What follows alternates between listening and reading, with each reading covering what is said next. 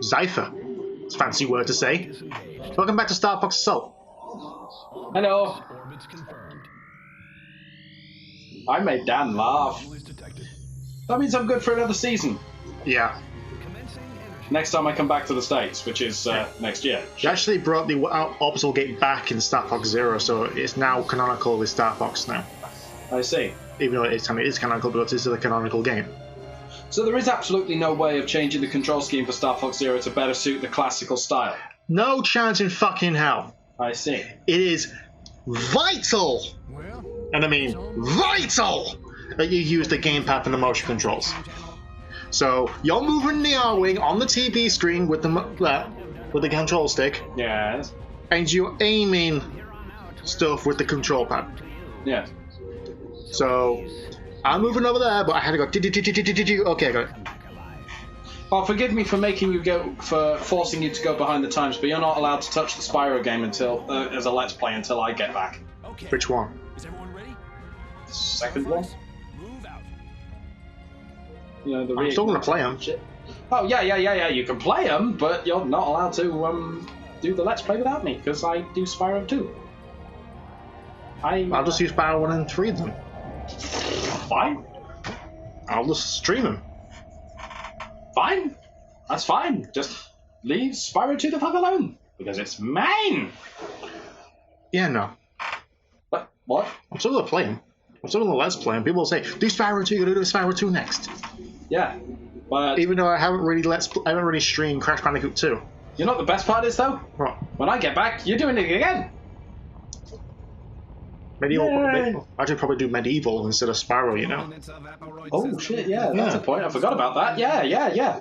And I still want to get Devil May Cry 5, which comes out next year. One thing I find confusing is that, like, for Medieval at least, it's like I heard a while ago that they were going to bring that back, and there was a trailer for it which featured voices and characters from Resurrection. The last time I heard about the teaser was 2 years ago, and it just was back from the dead. And the Medieval logo came up for the PS. It said, "Coming soon to PS4." Yeah, and that's just the. I saw something like that, but the one I saw had sound, audio, voices in it, which were from Resurrection. Like, I don't think that was the official trailer. I think it might have been a remastered trailer for Resurrection because I think they were going to port it to the Vita store. Maybe that is what happened. Yeah. Because it would explain why I heard that, like, Arabic worm thing or whatever it was. I don't know, I didn't play that version. But I definitely heard Tom Baker, who I knew was in that version. But I'm wondering, right, because, like, of all the voices that you get in the Medieval games, I know that when they did Resurrection again, I know that Paul Dara, who played Zarok in the original game, came back to play him again. Or he's going to be back in the PS4 version. Yeah, and what I didn't know was that Helen Lederer did a lot of voices in the original game as well. Who was that woman from Bottom? Lady Natasha, whose name I cannot remember. Yeah. I can remember fucking Juan Jose whatever, but I can't remember that one. Jesus. And I've seen that one more often than I have Count Dracula. But, yeah. It would be nice to hear his voice again, but the one I found interesting was one of the game's co-creators, Jason Wilson, did the mumbling voices for Daniel Fortescue. Huh. He didn't do it for Medieval 2. That's why he sounds really different in that version. But he came back to do it again. He wasn't involved in any way of the development for Medieval Resurrection, but he still did the voice. Because it's just mumbles, I'm hoping he comes back. But from the voice that we heard in the trailer, it actually sounds like they're just sampling the mumbling sounds he did from the original game. And I think it might be the same mumblings he used for PlayStation All-Stars. Yeah, one of them, like, I can't remember which, but it sounded like it came straight from the original game.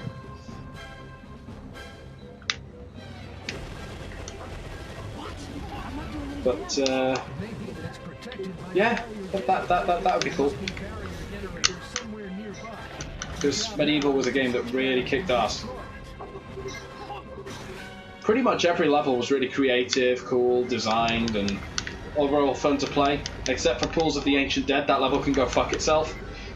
Oh, That's the one where like you always get these explosive devices where in the boxes which just send you flying, and then there's another box which you can't identify, and it's got to kill a dragon that chases you for ages and like kills you instantly or sends you into the pools because like you're too busy trying to run for your frigging life. Or the Sleeping Village, where you have to be very careful and try not to kill any of the villagers that are going around trying to kill you with axes and swords. And I guess that's fair. frying pans as well. I always used to get really Shit, stuck. what's fuck's hacking me?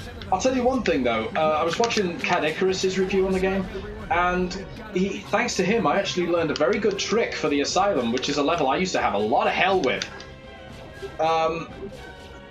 From what I understand, there's the item Chicken Drumstick, which you're given by the witch if you collect all the amber in the ant cave. Now, Holy shit! How are you alive? Oh no! Watch out! You won't be lucky a second time. There we go. Told you. I tried dodging. You heard me trying dodging. Yeah. But what I didn't know, because like inside the Asylum is a level that is so hard. You've got all these zombies coming out, and they take like a third of your health when they touch you. They don't even have to attack you, and they take a third of your health. Yeah. And what I was really hoping when I was playing it is that I could get the magic sword in time, because that takes them out in one hit. Whereas I only had the broadsword, and to get that pumped up with magic costs a lot of gold, and it drains really fast. But what I learned, thanks to Cad Icarus's videos, was that if you select the chicken drumstick, if I recall, something will happen which will cause all of the enemies to turn into chicken drumsticks, most of them. So you pretty much obliterate half the enemies in the section that you're in without taking any damage. I probably got the wrong item altogether, but from what I understand it was the chicken drumstick that you needed, and that was its secondary function, which made it less useless.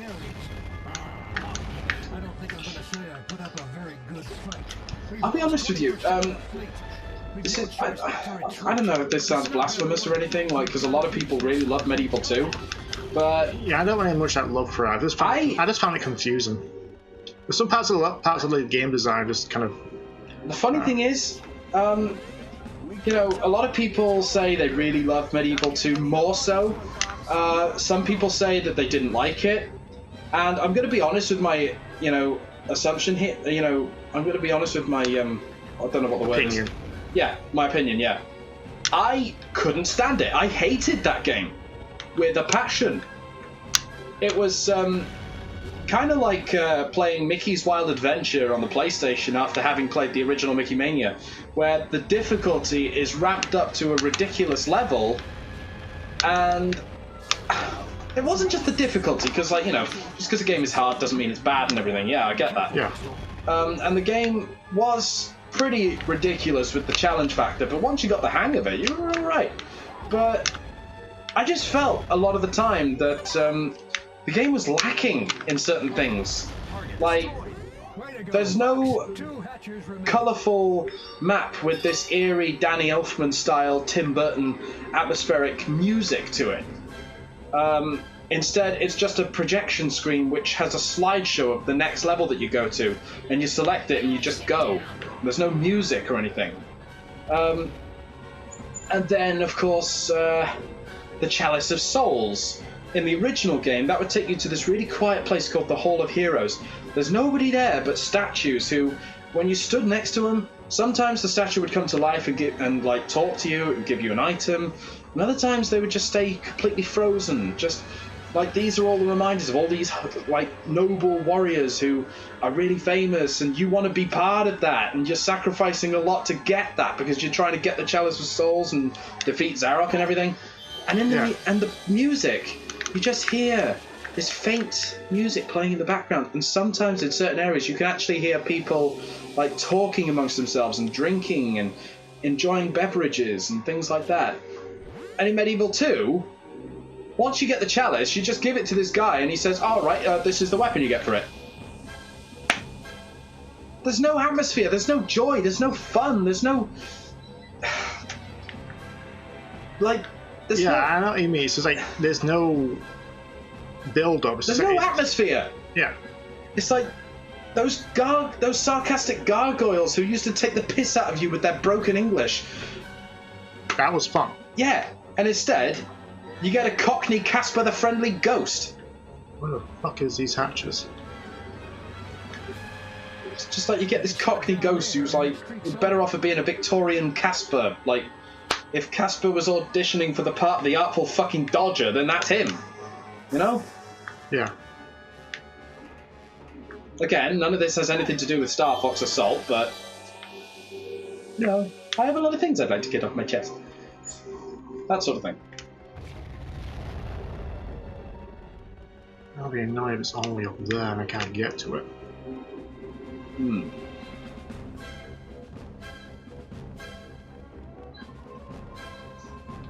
You could do it that way. Oh, you little bitch. It's pushing me up the damn thing. Hmm. I said this when I did the VG Retro on Medieval. I like to think that if they actually made a medieval film, I mean, it's been and gone. I'd rather hope they didn't now, but if they did... Oh, fuck! I didn't mean to do that. Splat. I would rather hope, of course, that if they did a film of Medieval, I would like to think that it'd be nice if they did a sort of stop-motion Nightmare Before Christmas corpse ride kind of feel to it. Yeah. I mean, obviously, like, that's what they were going for when they made the game, because the music of the game, even though it sounds fully orchestra and everything, it was just synth. You know, there were synthesizers and that. Yeah. But it really had a Danny Elfman style to it. And I think gameplay-wise, it would really, you know, it would really lend itself quite well to that style. And there are fan drawings of what Sir Daniel Fortescue looked like when he was a human. And some of them are frigging hilarious. It's like this blonde-haired idiot with an overbite. He looked great. Let me see if I can find a picture of it. I'll show it to you when this part's over, because like the audience isn't going to be able to see it.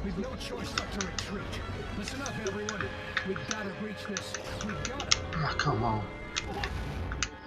There we go. Just trying to get through this damn level, because I don't know where the fucking hatches are. Now, here we go. We can't tell how anything's going from here. You're not getting. I just don't get why when you're trying to look at realistic versions of what the characters look like when they were alive, they always have to show these generic anime designs that look nothing like him. Mind you, some anime designs of old characters, that some look really fucking good. It's like, where the fuck were you when this game was coming out? Yeah, but you know, just look at Daniel Fortescue's teeth. The character's got to have like an insane overbite, otherwise he just doesn't look like the character. This base is so complicated. If you fall from here, you're done for. Be careful. It's like, oh, what? Right, we're going to make a new Metal Gear Solid game, but we're going to make sure, for no reason, to give Solid Snake a bushy moustache. Doesn't resemble the character in any fucking way, but... Yeah, but it makes sense in terms of the actual story. And that's why I died last time. Don't be an idiot, Daniel.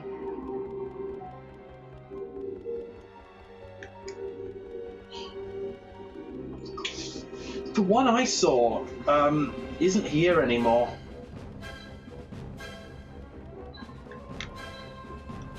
But There's the health pack. I fucking need that. that's a vague version that I've seen, and I think that's hilarious.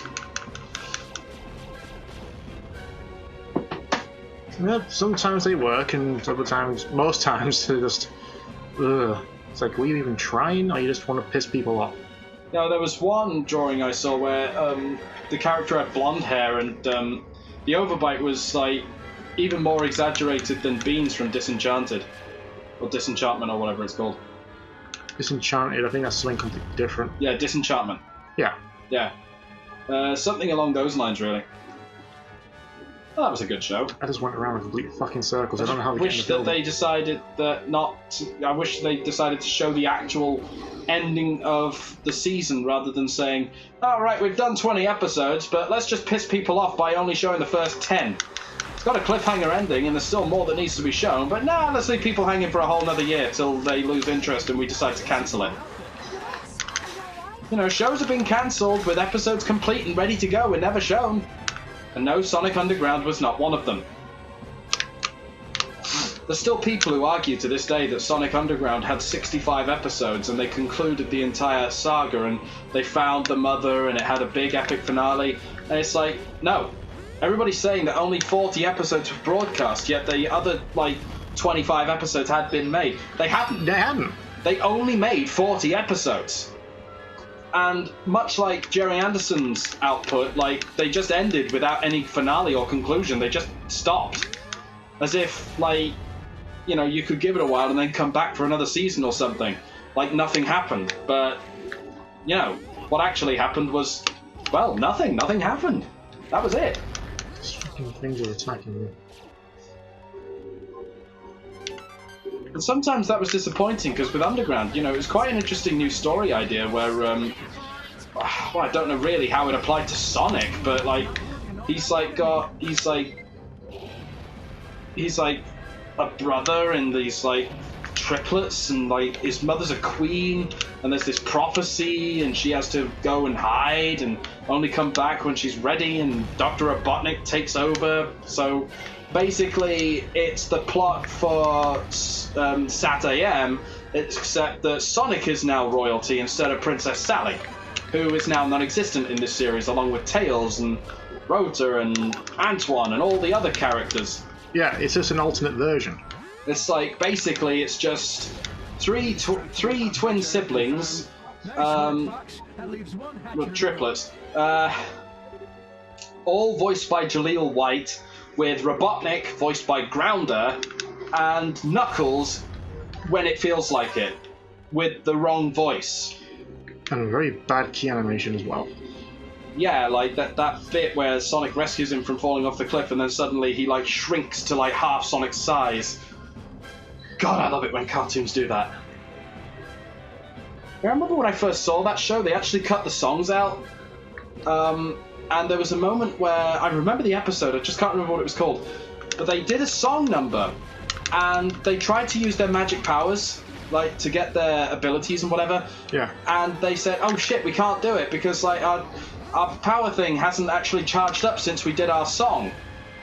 First of all, you shouldn't be doing a fucking song when it takes power from your weapons to do so.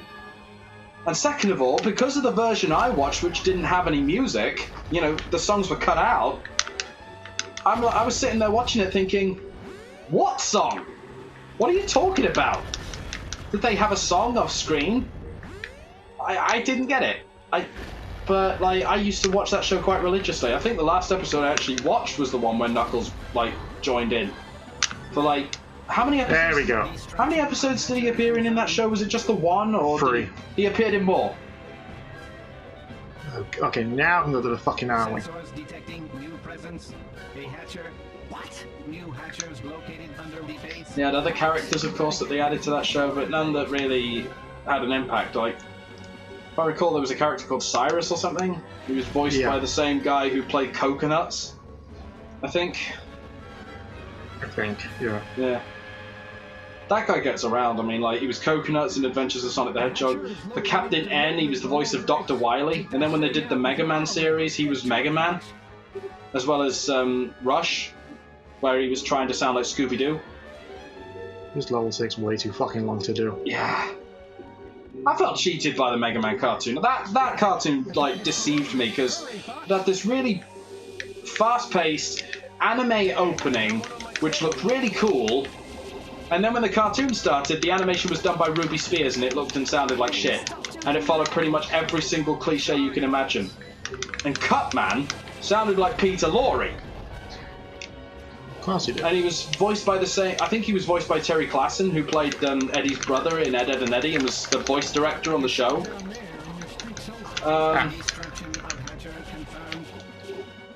And of course, like, what I found interesting was that, like, Scott McNeil was the voice of Dr. Wily in that show, even though he had an exceptionally annoying laugh. But he also voiced Proto Man as well, which is weird. And of course, I just want to get this level up and done with right now. yeah, that's why I'm talking shit, just to keep it interesting. Yeah. Which is ironic, really, because my talking is probably boring people to death. This is not just dead noise. Oh, this guy's really annoying. We need to get him off this video. Get him to go back to doing VG Retro, because that's all he's worth fucking doing. Yeah, I've heard those stories before. You know, I've even had, like, people on Facebook trying to insult not only insult me, but all the people I know, family, friends, all because I won't sit there and talk shit about video games that I like. You know, the thing is, I only did, like, 19 episodes of that show, and now, like, there's, like, 1 million people on the internet doing it and making money out of it, that was unheard of when I was doing it. Yeah, but now most people who actually had a partnership now no longer have a partnership because people decide to be arseholes. Like, you know what? Let's do some really right-wing or really left-wing kind of stuff. Let's do anti-Semitism, let's do some terrorism, and ISIS and all that. Like, people are going to find out, and thanks to you, you know, no one's actually done anything. And thanks to PewDiePie, no one's doing a lot of new things that can't do anything because, yeah, good example. Why, because he accidentally let slip the N-word? Yeah. Doug Walker was doing that way before. Oh, sorry, Doug Wanker, sorry. Next time on Star Fox, final mission.